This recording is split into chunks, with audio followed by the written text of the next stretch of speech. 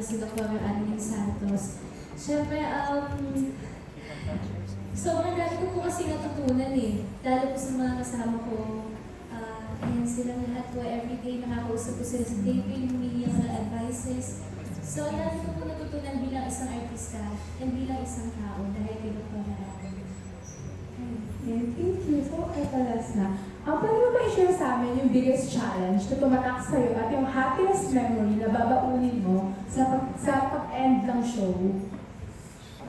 Biggest challenge. Siguro po kasi yung character ko talaga, challenging po talaga siya. I mean, youngest doctor po siya sa buong Pilipinas. So, naging challenge po talaga na kailangan alanin ko lahat ng medical terms. Kailangan po tama lahat ng ginagawa ko sa set dahil may mga nakabatay ng mga doktor. Happiest memory, sa buong 2 years, sobrang happy ko kasi sa buong 2 years dahil po sa mga kasama ko. So hindi ko alam po ano yung happiest memory ko, parang buong 2 years dahil po sa kanila. Thanks, Joanne. Thank you. Congrats ulit. Yeah, thank you so much, Miss Jane. And the next naman po will be Mr. Dondon Servino of Abante News Online. Ayan, magandang hapon. Ayan na. The question po of course for Carlina, Richard, Dina, and Miss Pinky. So, sa akin kayo bang sagot ha? And then, Nakaka-pressure. hindi naman. Hindi, sa tingin nyo, kasi ang dami nyo ng shows na nagawa eh, di ba? Hindi na amin halos natin mabilang kung ilang teleserye na nagawa niya. Pero, ano sa tingin nyo yung parang unique ingredient ng ano? Abot kamay na pangarap. Kaya umabot siya ng ganito katagal. Parang 2 years or more than 2 years, di ba?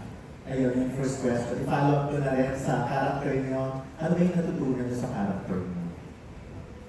Muna na ako. Sige, yung may mas natutunan sa character. Bago ako maubos na nasagot. So for me, Moira Tanyat was such a break. Kung ano-anong klaseng mga emosyon ang naramdaman. In fact, 6 months into the show, doon ko lang nalaman na hindi pala totoong anak namin ni RJ, si Zoe. Pero the whole time, nung inumpisa namin, siyempre the wrong wife ang aking drama. Ang takeaway ko po dito is yung nabuo pong pagsasamahan namin lahat. I think what's different from this show is how long it lasted. Alalahanin natin, everyday po ito, Monday to Saturday. Yes, Hindi lang siya yung pakaraniwan na Monday to Friday na show. So, one of the longest running, Miss Ali, tama po ba ako?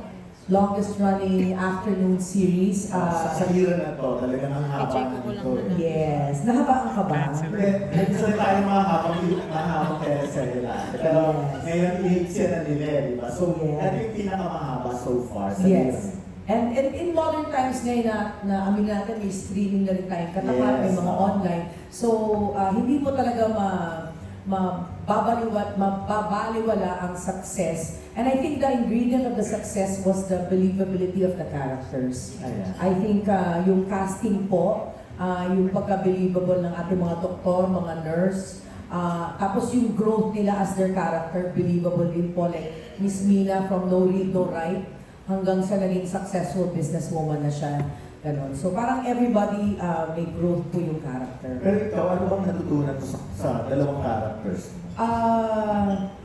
Tumambling, wushu, mag-Chinese, tumira sa farm, wala akong malala, Your Honor, yan, mga ganyan. Mag-swimming sa Ibornal, mga ganyan. Kasi hindi, I'm thankful, I'm very, very thankful to GMA and all the creatives. Naiyak na ako, na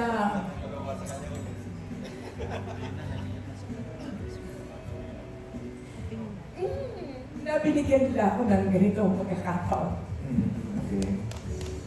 Alam niyo na ngayon kung bakit nauna si Ate Pinky magsalita. Sumagot na po siya para sa amin lahat. Ano ba yung sasagot namin? Sinagot mo na lahat? Ay, iyak ko na lang! Ay, okay. Sorry, joke lang yun. Go is dear. Ako naman, unang-una, what makes, isa-isa kasi ang daming tanong, what made this show different? It's because it tackled so many things. Yes. So it tackled the mother-daughter relationship, iba-ibang klaseng mother-daughter. Yung si Moira at si Zoe, lahat gagawin niya to protect her daughter. Ganon din naman si Giselle, iba naman yung naging mother-daughter relationship kasi pinamigay niya nung una and then na-realize na mali. So, nung nagkabati na sila, gagawin niyang lahat but it was too late. And then of course, mother-daughter ni Lynette at saka ni Anna Lynn. Sa tingin ko, sa tatlong relasyon ng mother-daughter relationship, maraming nakapulot ng aral at maraming nakapag-relate. One very important factor that I learned about this show is lahat tayo may pangarap. Pero sa gusto mo at sa ayaw mo, lahat ng pangarap mo ay kakabit ng mga mahal mo sa buhay. Lahat ng makamit mong pangarap, lahat ng hindi mo makamit na pangarap, apektado yung mga mahal mo sa buhay. So katulad ng buhay ni Giselle, pinibigay niya yung anak niya dahil gusto niya magpatuloy ng pag-aaral, gusto niya maging negosyante and all that. Pero nakalimutan niya na may anak siya at sa ayaw at sa gusto niya, kakabit yun ng pangarap niya. Hindi mo pwedeng tanggalin. Ganon din kay Lynette, pangarap niya na magkaroon siya ng doktor na anak, maging maginhawa sa buhay. Pero kakabit ng pangarap niya ay yung buhay ng anak niya. Ganon din kay Moira, all she wanted was to protect her family and keep it intact. Pero kakabit doon, nahawa din si Zoe. Nadamay si Zoe sa lahat ng kaguluhan niya. So lahat tayo, maabot natin ang pangarap kung meron tayong perseverance, kung nasa tama tayo, kung tama ang pag-abot natin sa pangarap natin, wala tayong tinapakan, wala tayong sinaktan na tao, malinis at magiging masaya tayo na nakamit ang pangarap. Pero kung nanakit tayo ng tao, gumawa tayo ng masama, ng krimen para makamit, makamit mo man ang pangarap mo, hindi ka magiging masaya. At makikita niyo yan towards the last few days of this show. Yes, yes. Makakamit ang pangarap pero empty siya. Hindi niya magugustuhan because that's already the lesson. Hindi lahat ng pangarap magiging masarap ang pagkakamit ng pangarap kung hindi maayos ang pagkakakuha. Yun ang natutunan ko. And because of that, maraming kaming na-touch na tao, maraming na-touch na buhay, maraming nakarelate. Kahit na sa father-daughter relationship, iba-ibang father-daughter relationships din na nakita niyo. With RJ and Annalyn, RJ and Zoe. Sino ba yung asawa ko si Tonton? Kasi tinanggap ka. Si Aaron at saka si Justin, di ba? Kumbaga, hindi lang mother-daughter relationship ang nakita niyo, father-daughter relationship. So, I'm sure maraming nakarelate. Yun ang natutunan. Pero ikaw, Steve, personally, ano ang natutunan mo sa character mo? Yun, ang natutunan ko sa character ko na like, halimbawa, there was one time that I could have gone to the village sa Australia. I was asked to do a TV series with Mel Gibson. Ah? And the title was East of Eden. Chance ko na yun, but the deal was, dapat dun nakatira yung mga anak ko.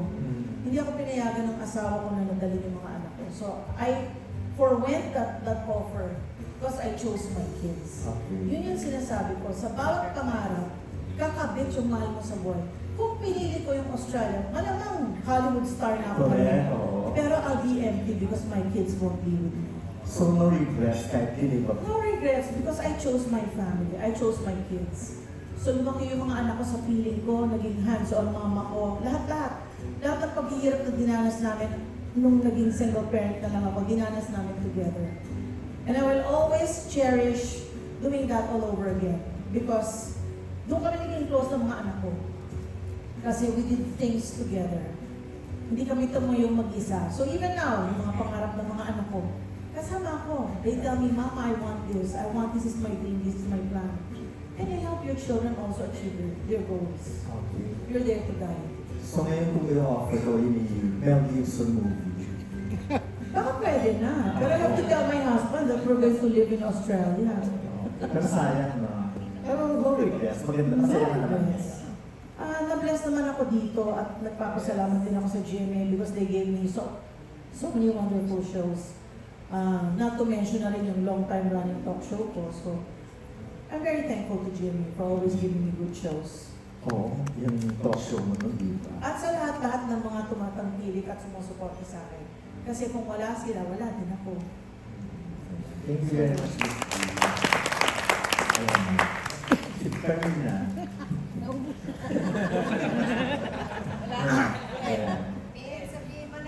Pwede po bang copy-paste na lang?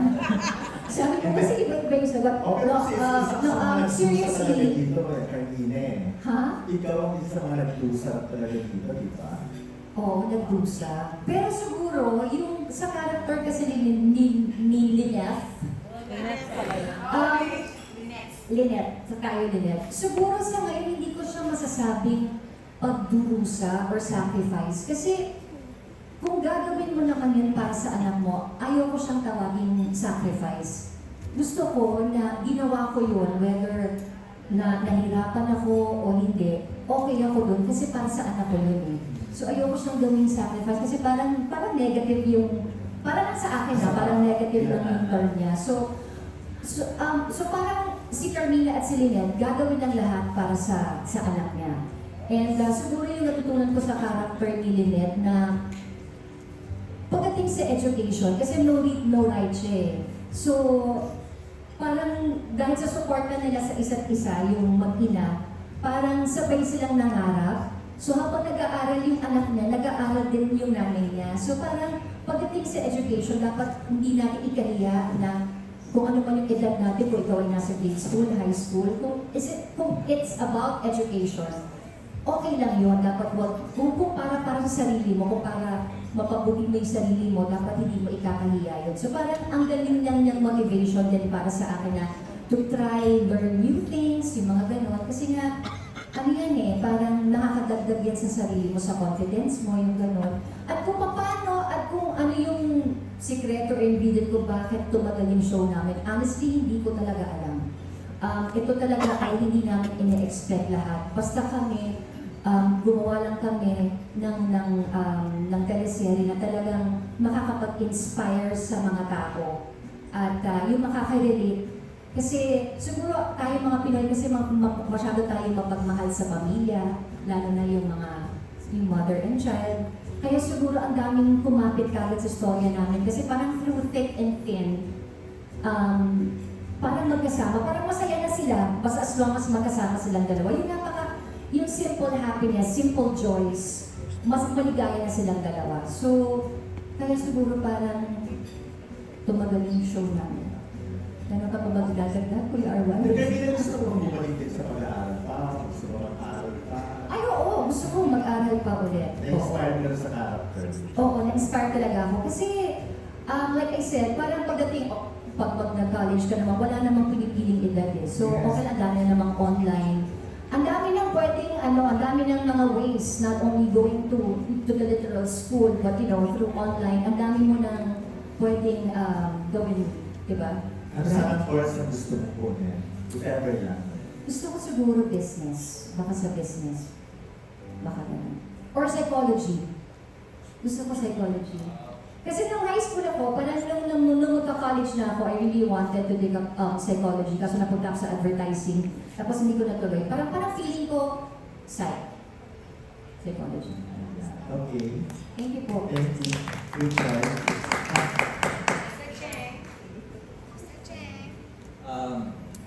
Siguro sa first question mo kung anong difference Unique. nito, anong unique nito sa... Ingredient ng abot kamay na pangarap kung bakit siya inahal at tumagal ng ganito katagal. Yeah, siguro it's because lahat ng cast dito, they've opened themselves up to each other.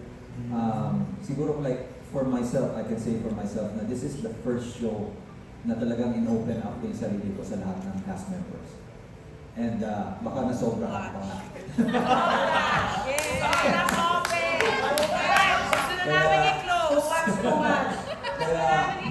Kaya Ano daw yung sobrang na-open sa kanila? and then, we are so close to each other na alam namin lahat kung ano yung mga... alam na namin yung mga kalokohan ng Bawat isa. Ano yung pinagdadaanan ng bawat isa? Jackie, umamin ka, Jackie. Natutunan kay Arway, promise. So, siguro sa lahat ng show na ginawa ko, ito yung in-invest ko yung sarili ko dito. Dahil sa mga co-stars ko na sobrang naging close sa akin. So, I guess that's what makes it unique because hindi peke yung pinapakita namin sa TV. It's really, we really care about each other. We really, real feelings yung pinapakita namin sa isa't isa. Like kung pinapakita namin na parang mahal namin si Annalyn. Sa totoong buhay, talagang mahal namin. And for the second question na kung anong natutunan ko dito, I think it's never too late for you to make amends or to make things right. Kasi dito sa story nga nakita mo na nung nalaman ko later on in life na totoo pala siya anak and all that. So parang kahit namang anong ginawa mong mali when you were younger, you can always make things right later on. It's never too late to do the right thing. And ang pinaka-importante siguro dyan is like for me, the family is really your greatest treasure. So, yun talaga ang mahalaga sa buhay. It's not what you have, it's who you have in your life. Okay. Follow-up ka na lang. After dito ba, meron ka pang gagawin na teleseries sa GMA or tayo nga ako na dahil may plano ka bang tumakbo? Tatakbo po ako ng 2Ks. Mag-Viva Max na siya. Mag-Viva Max na siya. Depende naman po kung anong offer ng GMA. Kung merong offer ng ibang show, why not? I'm, ano talaga, kung may trabaho, so much the better. So, I'm just waiting for an offer. So, wala nang politics sa website. Wala nang politics. Wala. Thank you. Balikan ko lang si Pinky, bakit emotional ka kanina? Anong pinaghuhugutan mo? Paiyakin mo na naman ako? Okay. Hindi. No, kasi parang nag-flashback lang talaga lahat ng memories. Tapos lahat ng pinaghirapan namin nagsabay-sabay. Kasi di ba magkakasama naman kami sa tent. Napakahirap kasi 4 times a week po kami nagte-taping. So Okay. talagang, kasi nga 6 days a week yung show. So first time kong nakagawa ng 6 days airing na show. So talagang nandun yung mapupush ka talaga sa limit mo and more.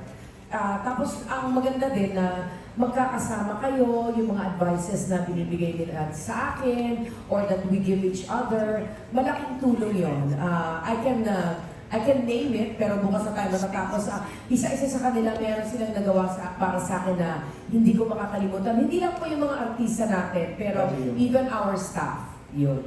And of course, it's an opportunity na talagang binigay sa akin ng GMA. Siyempre, I'm very, very thankful for that. Yun po. Thank you.